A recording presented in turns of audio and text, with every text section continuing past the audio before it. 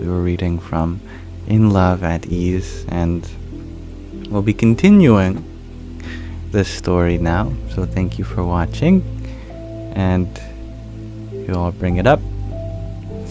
So that figure that was guiding him through his 74 surgeries was Pramukh Swami Maharaj, whom he had a lot of faith in.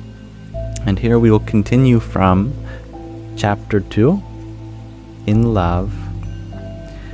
Here we are starting the third part of this chapter. Hello, feline. The third part of this chapter is called Loving God and Guru. Parabhakti. Bhakti is loving devotion.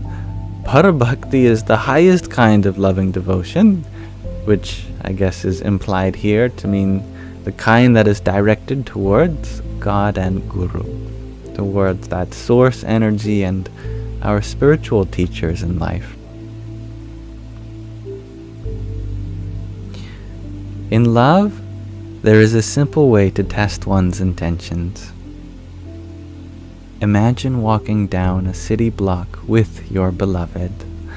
It starts to rain, and you realize that there is only one umbrella between the two of you. That first moment is the true test of one's intentions and attention. Who thinks of opening the umbrella? Towards whom is it first directed? Is there hesitation? Most importantly, what is the motivation for the choices that end up being made? This fairly simple test of intentions can reveal a lot about one's focus on their beloved. Swami Shri never failed the umbrella test. Pradeep Patel, a full-time volunteer who traveled with Swami Shri for more than 3 decades, notes how Swami Shri always moved the umbrella towards Hare Krishna Maharaj when it rained or there was excess sun. Hare Krishna Maharaj is the name for his Murti that he carried with him everywhere, just a little statue of his Ishta Devata, his personal form of the divine. He would always take an umbrella out when it was in the rain or even in excess sun. His mind and heart were fixed on his beloved. The purest form of bhakti is love for and faith in God. God is at the center of Pramukh Swami Maharaj's world. The Guru is the voice of God on earth. Swami Shri believed that Bhagwan Swami Narayan is the manifestation of God, of the divine. His gurus, Shastriji Maharaj and Yogi Maharaj, were the voices of the divine. Swami Shri experiences God and Guru in the people around him, in the world, within his Atman, his self, and through the most tangible expressions of the divine for Hindus in murtis, those sacred images, mandirs, temples, houses of worship, and gurus, spiritual teachers. Though love is everywhere and in everyone, his unambiguous expression of love for the divine through bhajan, devotional singing, pratana, prayer, puja, worship and ritual, seva, selfless service, nishta, faith, smruti, remembrance, and samarpan, which is submission and acceptance of God's will, set a gold standard of bhakti for millions, irrespective of tradition. Swami Narayan Hindus, which is the kind whom Pramukh Swami Maharaj is, other Hindus, Jains, Sikhs, Christians, Muslims, Jews, and even non-believers found direction through Swami Shri's bhakti. Swami Shri did not believe in converting people to follow a particular faith, but rather in transforming lives to manifest spirituality guided by faith in the divine and an exemplary spiritual master. For Pramukh Swami Maharaj, his love for creation and the self culminated in his devotion to Bhagwan Swami Narayan and his gurus. This was his Parabhakti, or single-minded absolute devotion. It was this dedication to and alignment with God and Guru that shaped the foundation of their spirituality and thus his life.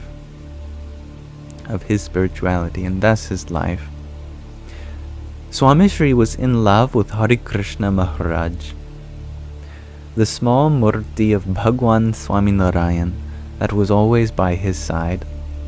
Swami Shri did not believe that murti to be a representation of God, but rather a form of Bhagwan Swami Narayan. It was God for him. He walked, talked, and even breathed in Hari Krishna Maharaj's shadow and under his auspice. Murti Puja, devotion, worship to a sacred image, is founded in the belief that God exists and that God pervades all of creation. That same God makes himself available to believers as a murti, so he can accept their love, prayers, and offerings. It is like an epicenter, a focus. In Hinduism, and later versions of Jainism, Buddhism, and other Indic religions, Murti Puja is one of the fundamental markers of faith and devotion. Murtis are made using specific materials, such as wood, metal, clay, and gemstones, and process.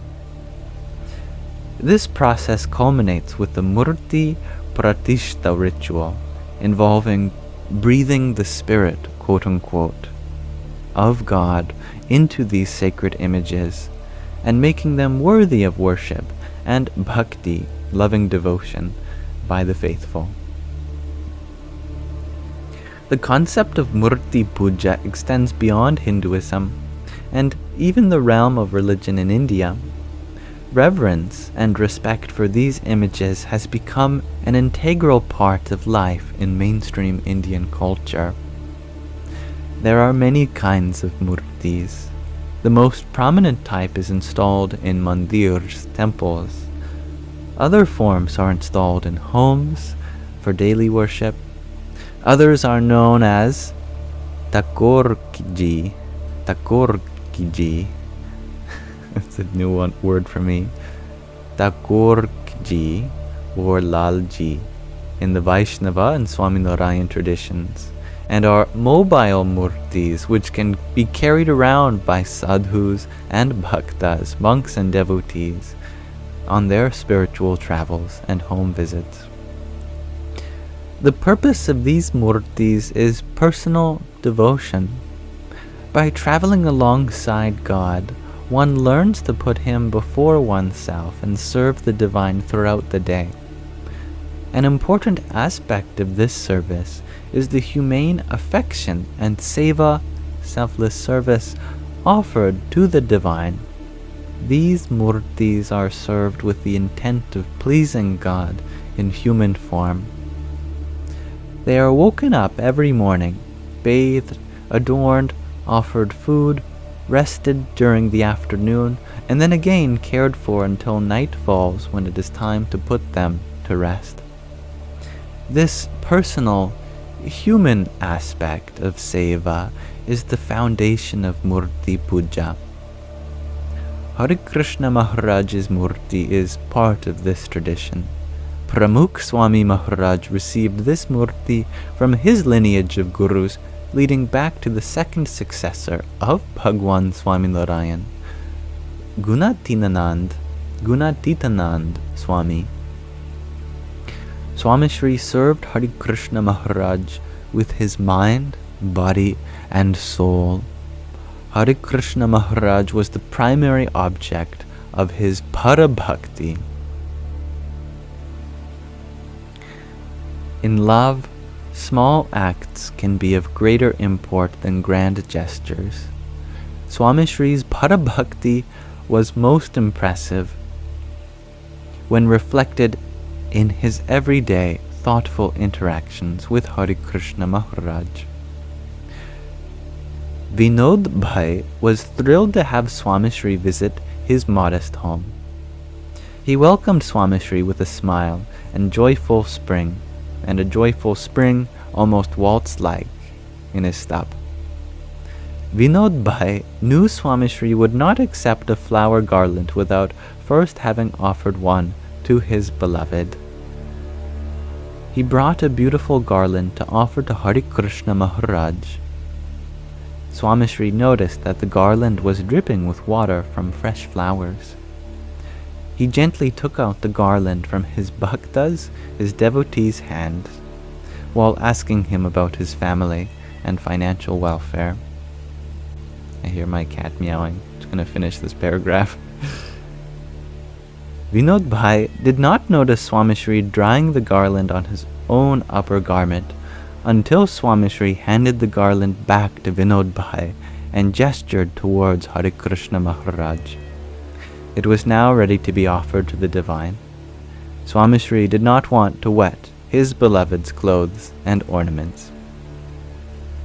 Examples such as this are plentiful, but we'll continue reading from this chapter at a later time.